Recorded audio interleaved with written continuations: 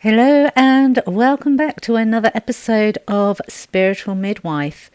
Last week we explored the fascinating concept of balancing the elements within us: air, fire, earth, water. And in our previous discussions we've ventured into the importance of balancing the divine masculine with the divine feminine energies that are within us all. Today, what I want to do is to dive into the topic that resonates deeply with many of us, and that's the balance between heaven and hell. It's a powerful metaphor that reflects the polarities we experience in our physical existence: good and bad, day and night, joy and suffering.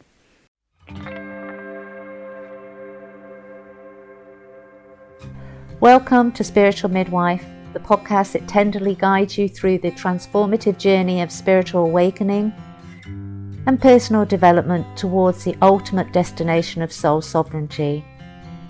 I'm Atyeo, a medicine woman and dedicated guide to the profound realm of soul sovereignty, and you are listening to Spiritual Midwife.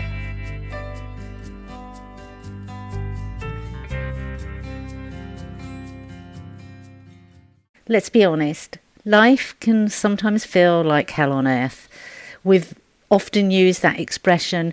We've all faced challenges that have left us feeling overwhelmed and defeated, even questioning our will to continue. I know I have been on more occasions than I care to recount, being on my knees with no desire to get back up.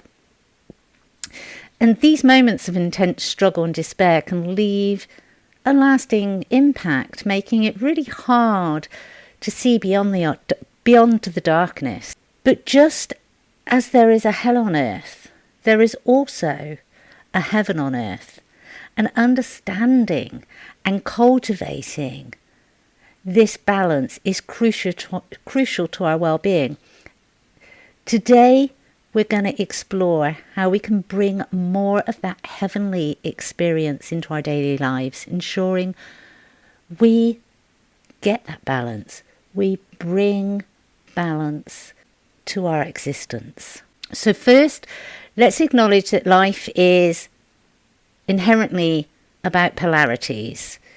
Just as night follows day and joy often follows with sorrow, or sorrow follows with joy, we must accept that both heaven and hell are part of our journey. The key lies in how we navigate between these extremes to cultivate a life that leans more towards the heavenly, towards the joy, towards the bliss. One of the simplest ways, yet most profound ways to bring heaven into our lives is through gratitude. And don't groan, gratitude is such a powerful tool within our well-being. Taking a moment each day to actively acknowledge the good in our lives shifts our focus from what's wrong to what's right. The mind, unfortunately, inherently steers us towards seeing all that's wrong, and it's our responsibility to be mindful, to be focused, to actively engage in bringing it and shifting into the polarity of what is right. Do we have a roof over our head? Do we have heating? Do we have food in our bellies? Do we have people that love us? Do we have a job? Do we have breath in our lungs? Even when we are in our worst points in life, there is always something to be grateful for. Even if it isn't within our own existence, we can look to the exterior environment. Nature always provides beauty. Nature is beauty. And so if we can't find something within us in that moment, don't despair. Put that gratitude outside. And I say that because I know one of my worst points along this journey, I couldn't find anything within me. And so my gratitude and my focus went to my daughter, the fact that she was healthy, the fact that she was developing into a beautiful young woman. There is always something we can find to be grateful for, and it is a very, very powerful tool. Now, this doesn't mean we ignore our challenges, but what we're actually doing is recognizing that there is still beauty and goodness amongst the chaos. Mindfulness plays a crucial role here. By staying present and fully experiencing each moment, we reduce the power of past regrets and future anxieties.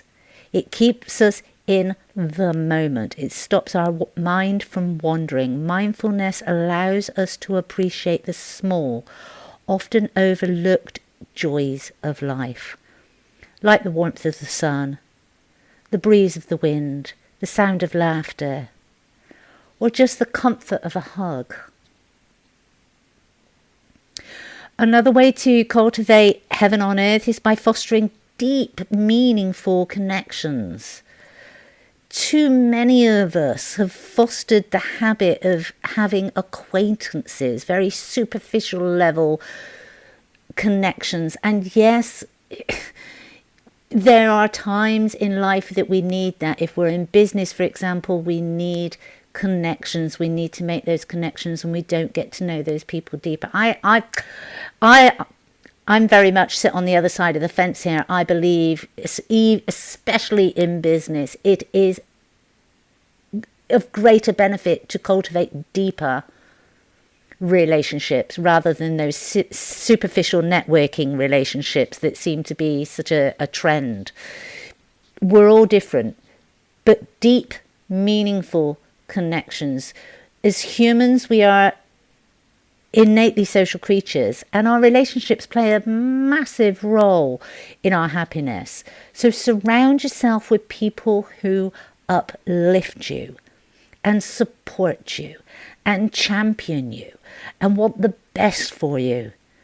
Engage in communities that share your values and passions.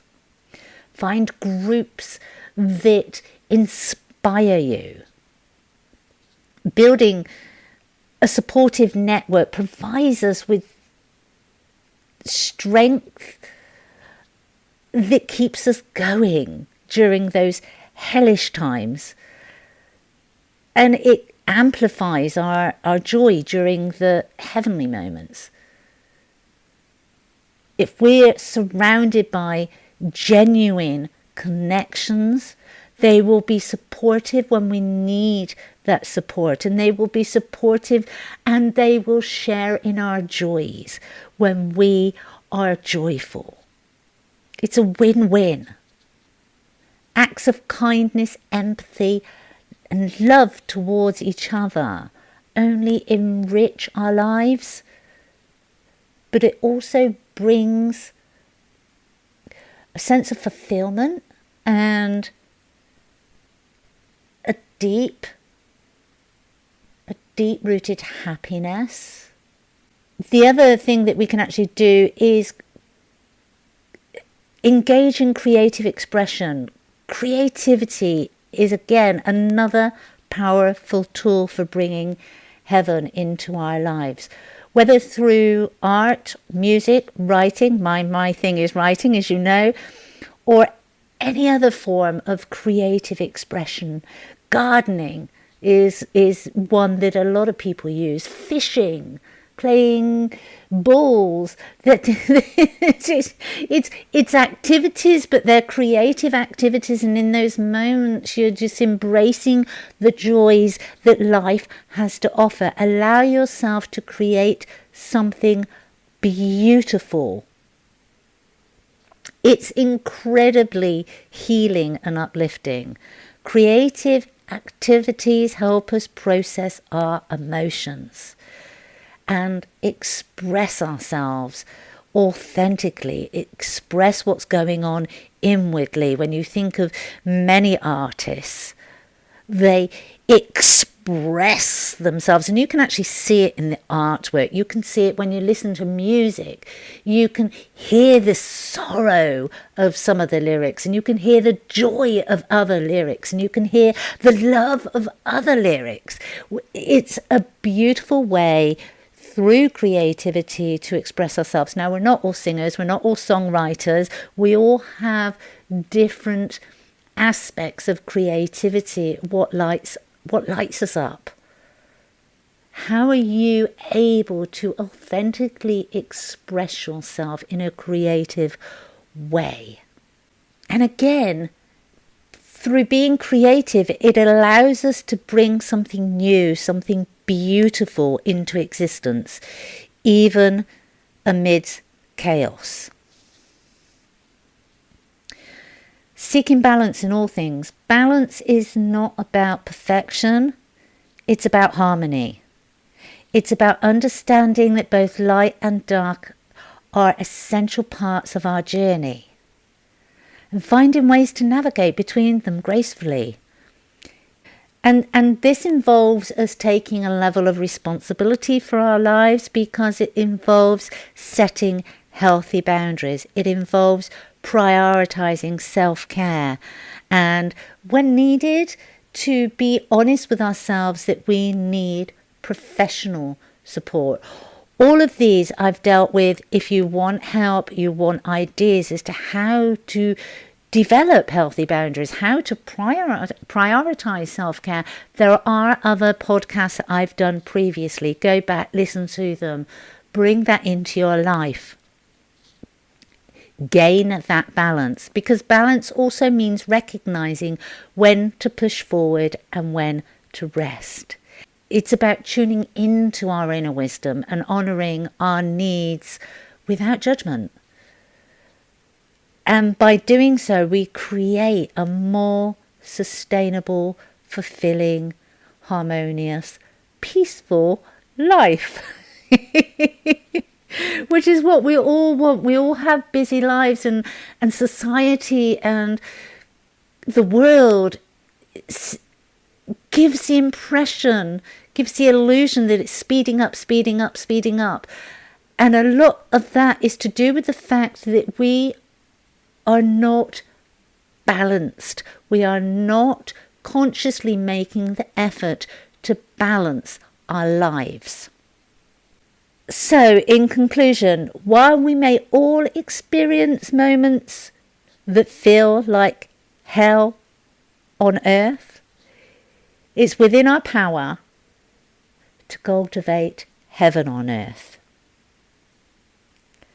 Through gratitude, mindfulness, meaningful connections, creative expression, and a commitment to self to create that balance within your life, we can navigate the polarities, and we can create a life with grace and resilience.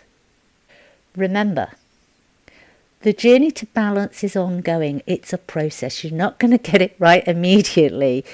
It's teaching the body, the mind, a new way of existence. It's about embracing the full spectrum of the human experience and finding ways to create harmony within ourselves and our surroundings. So, thank you for joining me on this episode. If you found this discussion helpful, please share it with others who might benefit from it. And don't forget to subscribe for more insights and inspiration on living in balance and stepping towards your soul sovereignty. Until next time, stay inspired and keep creating your little heaven on earth.